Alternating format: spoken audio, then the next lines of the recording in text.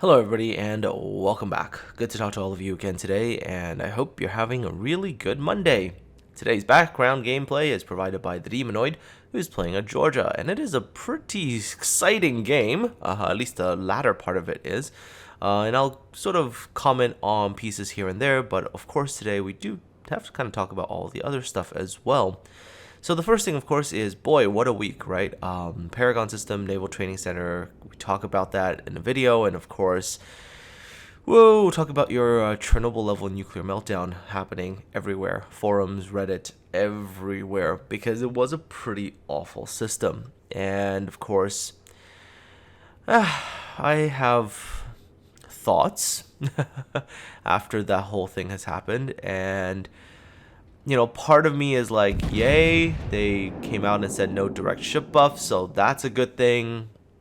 Part of me goes, but you see that they didn't immediately take that stance. They first vigorously defended their system, insisted that buffs were the only way to go about it, and then of course the outrage continued, and then they decided, okay, we can't do this so directly, and so they told us that they're no longer giving direct ship buffs.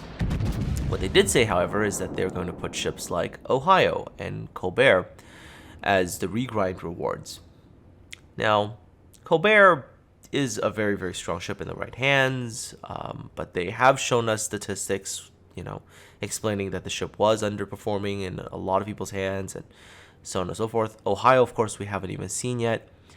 So even though they've said no direct ship buffs to the existing ships, putting these, you know, sort of work in progress ships in, I'd advise caution, in the sense that I'd advise caution that we be very sort of vigilant about the fact that they don't give us really overpowered stuff in the NTC.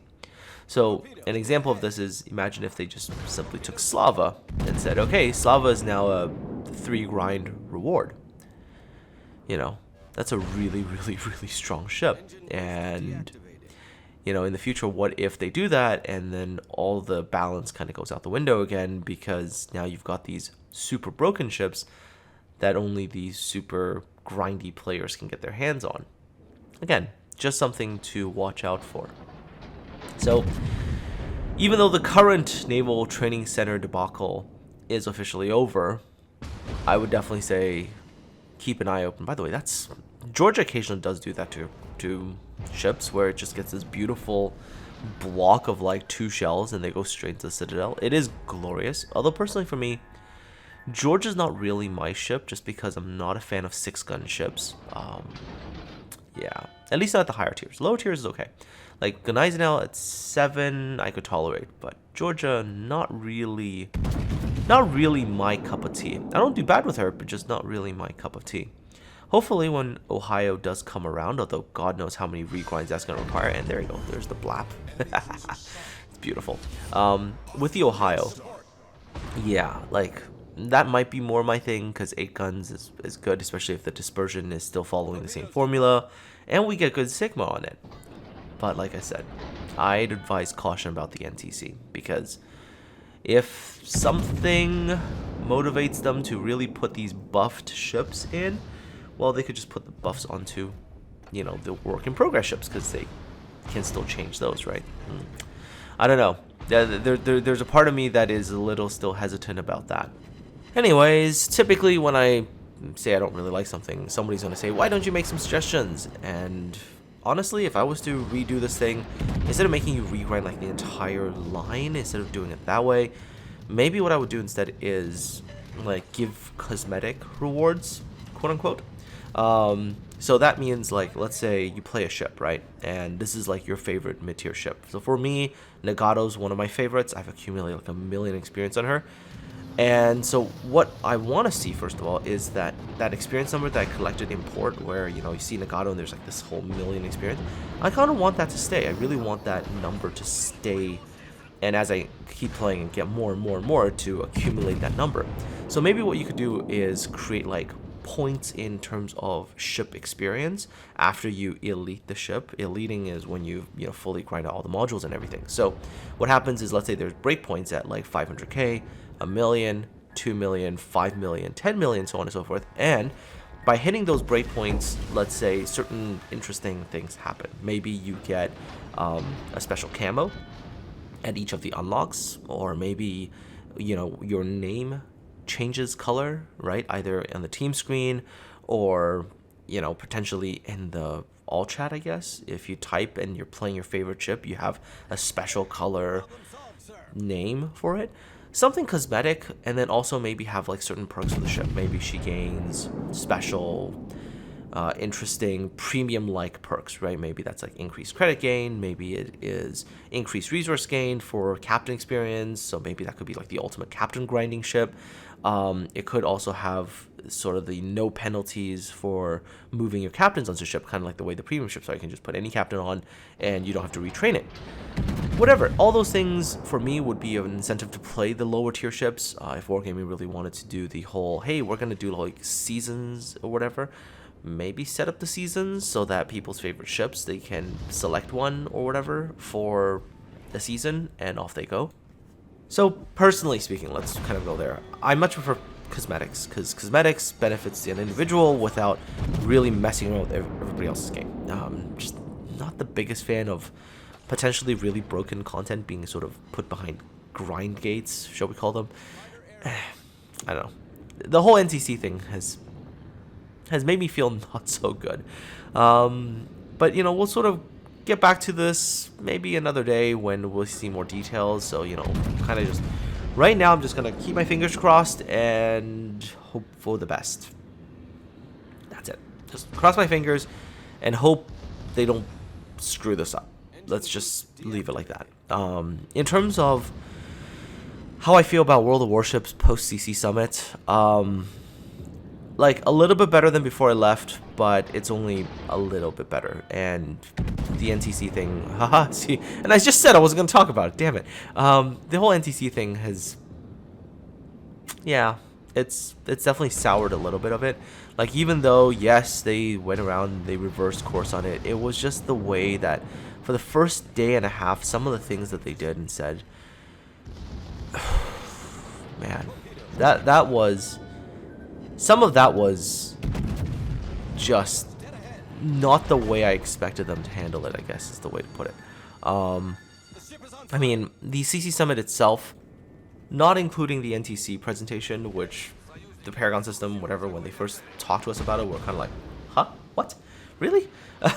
Excluding that, there were, and I'm trying to remember again, all the things that I can talk about and I can't talk about.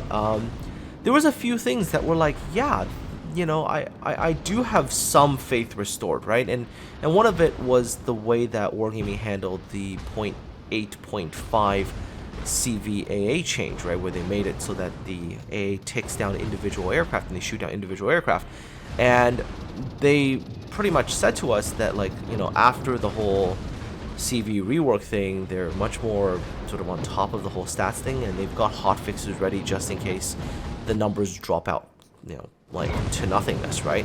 Which happened in 0.8.5, where they did the whole individual plane taking thing, and the numbers just dropped through the floor. And literally, they talked to us about the whole CVAA thing, the rework thing, and then the very next day, while we were doing the Kronstadt tour, they pretty much said, okay, the numbers, we saw it, it just went pow, right? We're gonna watch it over the weekend, but we're pretty sure that we're gonna be buffing it. So it's like, okay, they've learned some lessons there. They're not gonna let something horribly broken stay for months at a time. At least that's, I hope, the lesson that they learned. And so that CVAA discussion, like, yeah, I was honestly gonna say, like, a little bit more optimistic, you know, a little bit more hopeful that the balance thing was going to be handled better, that, you know, they were going to be able to act on things faster. And, you know, that's maybe the positive feeling coming out of it. And then, like I said, of course, came back and NTC Paragon system, and it was just like, oh, for freak's sake. And yes, and they've officially told me that, yes, stop calling it Paragon as well, okay? Just call it NTC. And it was on my sheet. It was on my sheet. I just called it what was on my sheet, right? So, okay, Naval Training Center. Yeah, there we go. And that alone kind of made me go, oof, you know, was that Was that lesson, learned? Question mark? Not really sure. Okay, so anyways, back to the battle for a second. Demonoid's battle has gotten a lot more exciting. Why? Because look at his HP.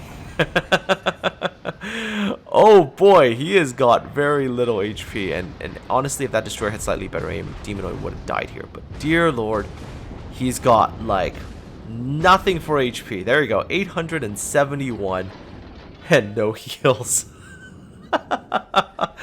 He is going to have to play the rest of this game with that much HP. Now, by the way, take a wager. Do you think he actually survives to the end of this game or not? Or does he die but does enough to help his team? Take a wager right now if you think he lives or dies. And we shall continue watching. So, back to the, the whole discussions that happened. So, the CVA thing, like, yeah, they're doing a little bit better in terms of the whole maybe balance thing. The approach of it is very scientific. They are using a lot of data, a lot of spreadsheets. Although at times I still feel like they're overly reliant on their spreadsheets. Like, where at times they balance something and I still have to go, are you sure you're balancing it based on gameplay, or is this entire balancing thing pretty much just based on numbers? Because at a certain point, if you balance excessively on numbers, the game just becomes you playing with a spreadsheet, in which case, screw it, might as well just load up Excel and punch in a bunch of math algorithms and it'll do the same thing. So that part I'm still concerned about. But like I said, overall, they seem more on top of it than before, if that can be said. And hopefully when they do have the Sector A rework thing done, it'll be a lot better. Now, the Sector A rework thing, when I did try it out, I think we can talk about this. I don't think this is NDA. When we tried it out, the feeling on it is, yeah, this is probably a better system. My opinion to them directly when I was there was, I think more of it needs to be placed on this sector reinforcement. Like, more of the gameplay between carriers and surface ships needs to be on this particular mechanism, this new sector reinforced AA thing.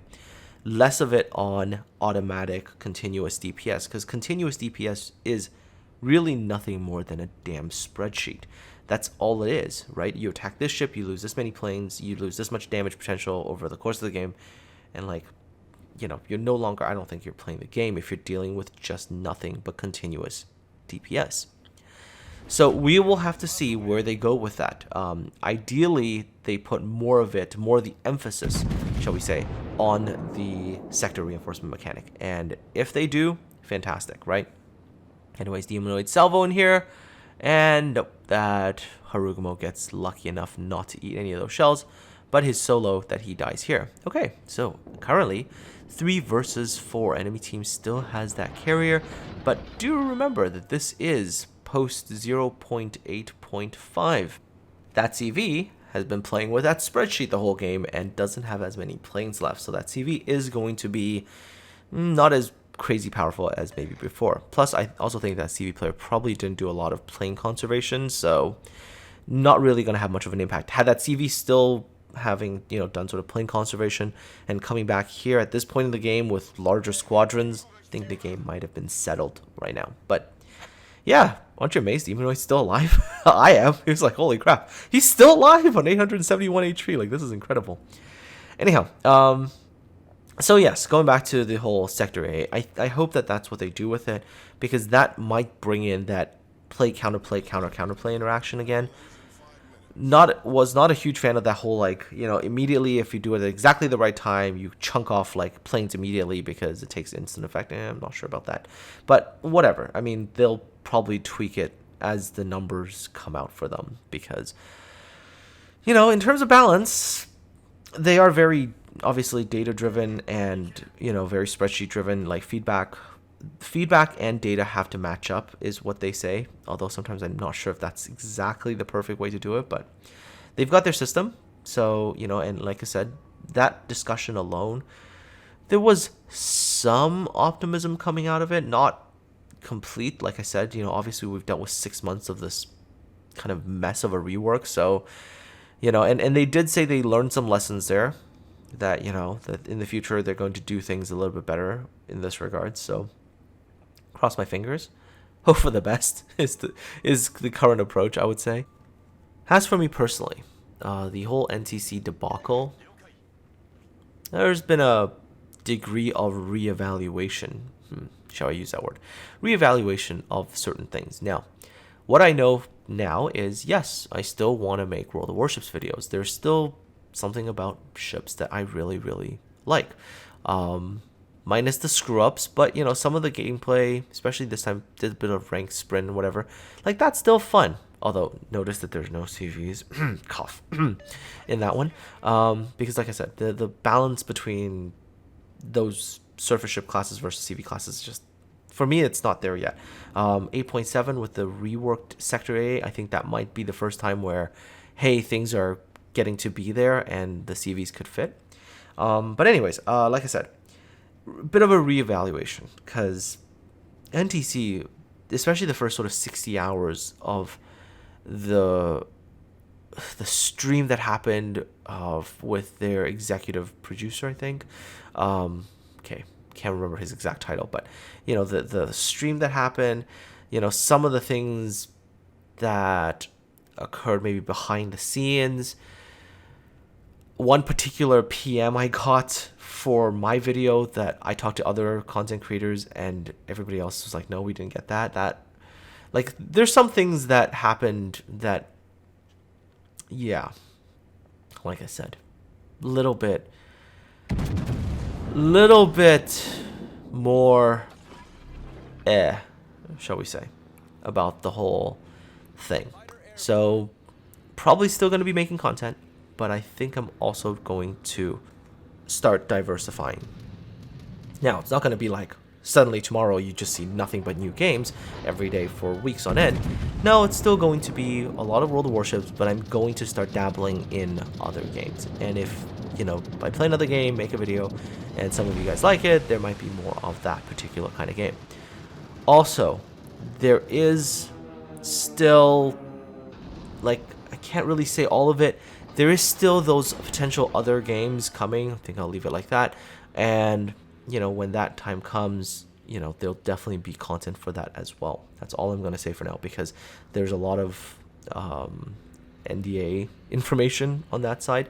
But my guess from my most recent conversation is we're probably talking another couple of months before they've got something that they really want to show off.